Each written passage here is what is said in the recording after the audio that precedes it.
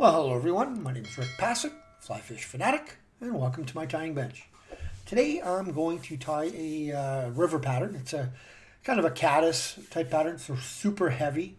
I like having some really heavy ones in my box for the river. So this one will be a heavier pattern. So let's start. So in the vise right now, I have a Hook-Hends 510 in a size 10. This is a tungsten bead in brass color, and I will be using some Semperfli NanoSilk. I will be using some olive scudback. It's 1/4 inch. And then I made my own, not made my own, but I mixed my own dubbing out of Hare's Ear Gold and a little bit of the Hens 392, this one right here, the green right there. I mixed that together.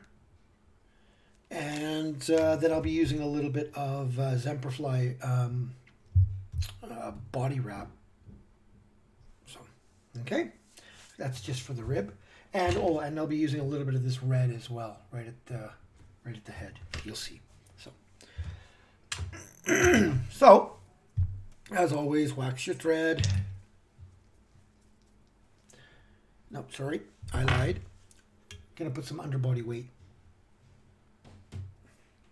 So the first thing is that this is sticky back flat lead is what this is. So this is it's a flat lead with glue on the back. When you peel this off, it's got a little bit of a glue. It just helps keep it on there. That's all. So I'm just gonna start it right here at the back. Just give it a wrap around to the front. And depending on the depth of the water and the speed of the water that you want to be fishing, you can adjust how much of this weight you're going to put on. So now I'm going to put a little bit more on. I'm just going to come a little bit more forward from the last one.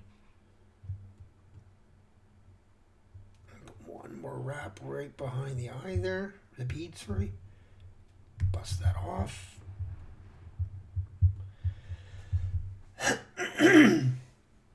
Excuse me if you hear a little bit of wind and stuff in the background. We're having a bit of a windstorm, so if you hear whistling and stuff, nothing I can do about it. So, right. So now I'm just gonna tie on my thread. As always, just get her all started. Now you can, if you want, put a dab or two of super glue on that on the lead, but I find with the sticky back stuff, once you've got this on, it doesn't move. So, right, so I'm going to go around the kind of almost around the corner, not quite, just all the way to the corner, and then I'm going to come back. I'm going to tie on this is going to be my rib.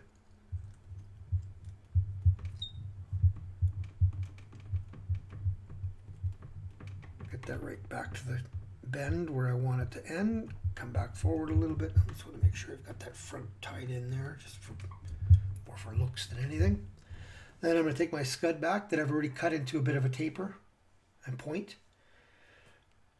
I'm going to catch it in on my side, and then as I do that, it'll actually pull it to the center.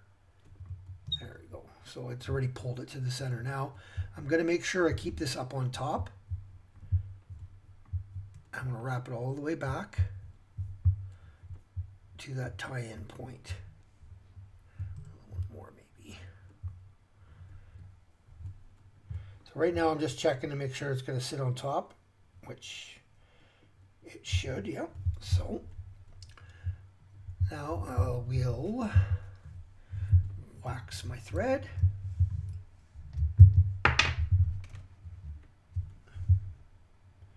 Keep knocking this vise around. I'm gonna have to get a clamp for it, so, or I can put it on some materials to stop it from moving. So I'm just gonna dub on a little bit at a time, a little bit of dubbing at a time. Just gonna because I want a nice taper, back to front taper. I want it fairly thin at the back here, and then I want it to build up as I go.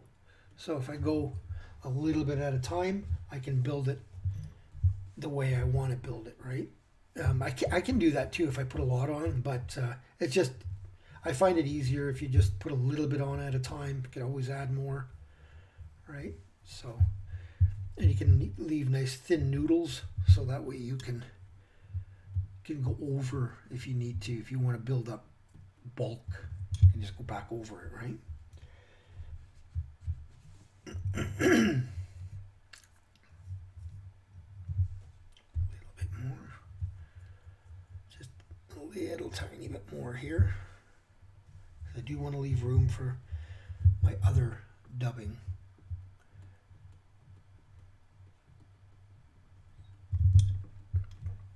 Yeah, it should be good there. So now I'm going to take some of the red dubbing. Now you can use red, you can use orange, you can use whatever you want. I just find this acts almost like a little bit of a hot spot, this red in the front here. So I'm just going to add this on.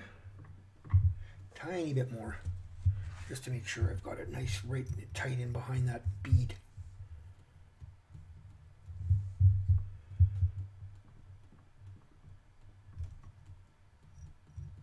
A little too much.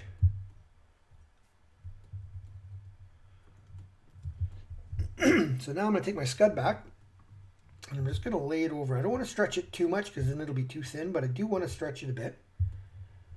And then I'm just going to take my bobbin and just put it over just to catch it in. Make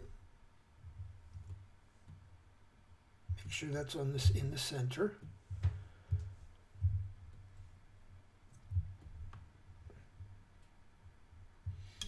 So I'm just looking down at the fly to make sure that that Scud back is sitting right on the center. If it's not, I can just let it go and adjust it. Okay, so a couple of wraps on top, a couple of wraps in front, another couple of wraps on top, just to make sure that it's locked. Give this a bit of a stretch. I'm going to cut from one side and then down the other, just so it's nice and nipped off, nice and clean. Then I'm going to take my Scud back, my body wrap here, and this is, like I said, this acts as my my rib. But I like this body wrap stuff because you can really crank down on it, and it adds a little bit of a gloss almost as well. Finish. So, oh, and if you let go of it, it's not good. I'm not actually liking how this back butt end is finishing, but it'll be okay.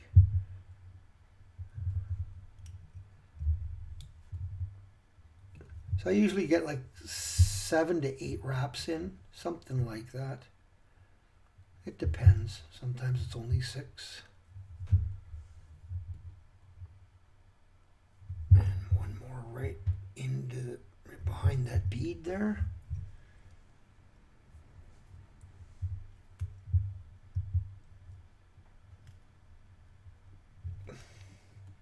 Make sure this stuff's nicely tied in. Give that a good pull. Nip it off. Now you can see how that really segmented that really nicely. Like I said, not the happiest on how the butt end here turned out. It could have been a little bit better of a taper out. It ends a little abruptly, but not too bad. So, but it gives that really good segmented look when you use that stretch floss or flexi floss or body wrap, whatever you have. So now I'm just going to put a couple of whip finishes in. I'm going to take a little bit of my Sally Hansen's, and I'm just going to put it right on the thread. And then I'll do another set of whip finishes. Get that right in there. Close my Sally Hansen's because I spilled it a few days ago because I didn't close it.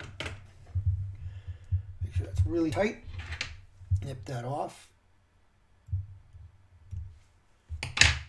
Now I'll take my dubbing brush and I'm just going to pull out some of the red and some of the green. But just at the front here. I don't want to pull out at the stuff in the back, just at the front. Acts as kind of as legs. And that is the finished fly. Like I said, if you've got a stray little fiber like this guy right here, just grab a hold and pull it out. But yeah, so that's the finished fly. Like I said, it's fairly simple. You can tie it with a tungsten, with a brass, no underbody weight, with underbody weight. That's up to you. Oh, there is one last step I like doing here. Is I like taking a brown felt and just marking the top here, giving it a brown back. And you can see that it kind of enhances that rib too, you see. Don't go right down in it, kind of just go over top. And it enhances that rib. Now you can put just a really thin coat of UV resin over top of that if you'd like. I usually don't. I find once the felt dries, it won't do anything. So, like it won't come off. So yeah, and that's the finished fly. Like I said, this is just I've used this in lakes as well. Just some success, but it's a really good river pattern. Sometimes I'll go with instead of the red, I'll go with orange. Sometimes I'll go just the same green all the way forward. Sometimes I'll even do a darker green at the front. But that's, yeah, that's the finished fly. Hopefully you enjoyed that. If you did, give her a thumbs up. If you subscribed, thank you very much. If you have not, please consider doing so and smash that notification bell so you don't miss any videos. And we'll see you on the next video. Tie lines, everyone.